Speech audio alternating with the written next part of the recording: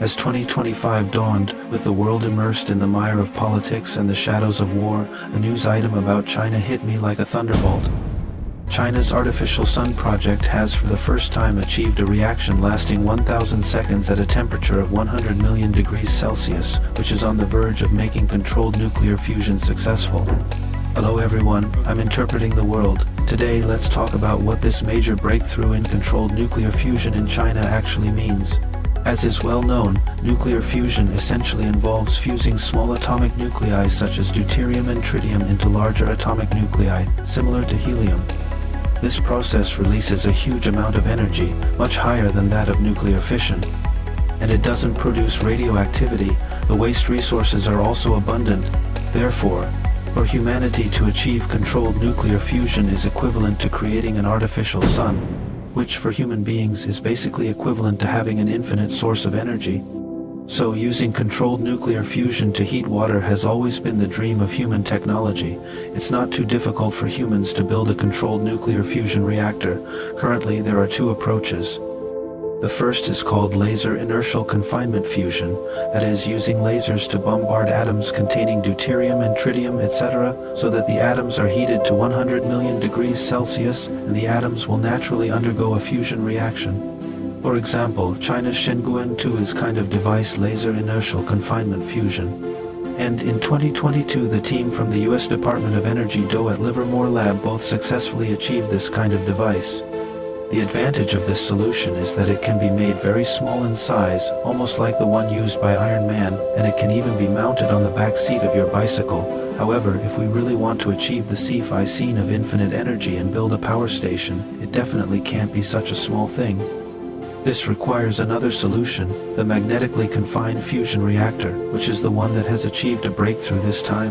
Its Russian pronunciation is tokamak, commonly known as the artificial sun. The idea of this solution is quite simple. It probably involves using a powerful magnetic field generated by superconducting coils to heat the reaction materials into ultra-high temperature plasma. Then, using the confinement of the magnetic field, the plasma can operate stably in the vacuum environment inside the device. When the temperature and density are high enough, the atomic nuclei of these materials can overcome the Coulomb force and undergo a drastic fusion reaction. As early as 1993, Princeton University had already verified the feasibility of tokamak. After it was started, the generated fusion power exceeded 3 million watts. However, although it seems quite impressive, it hasn't been truly implemented yet, and the reason is still that this solution is too difficult. Not only is the experimental device extremely complex, but it also has requirements for high-temperature resistant materials, electrical energy, and superconducting technology, among other aspects. But the most crucial and more difficult problem is how to make the high-temperature plasma operate stably. It's like asking a small group of children to run a few laps on the playground and then making them collide with each other when they pick up speed.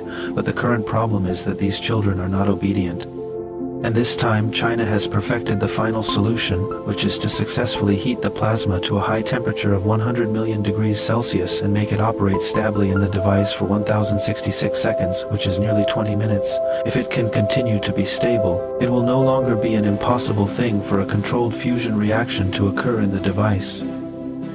According to experts, this is a turning point for nuclear fusion from scientific research to application and is already a milestone event in engineering. It has taken a big step forward towards the realization of a commercially viable nuclear fusion reactor, and it is expected to be possible around 2035.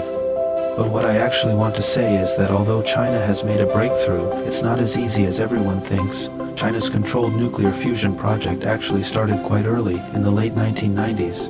In 2006, it first achieved the operation of high-temperature plasma discharge, but the duration was less than 3 seconds. After another 10 years, China began to achieve operation at 50 million degrees Celsius for more than 100 seconds, making it possible for the tokamak device to operate for a long time. At this time, China's magnetically confined nuclear fusion technology began to lead the world. In the 10 years from 2016 to now, China first increased the experimental temperature to 120 million degrees Celsius. In April 2023, it extended the operation time to 403 seconds, and finally today it has achieved 100 million degrees Celsius for 1066 seconds. That is to say, this seemingly suddenly emerging technology is actually the result of 30 years of research by Chinese scientists.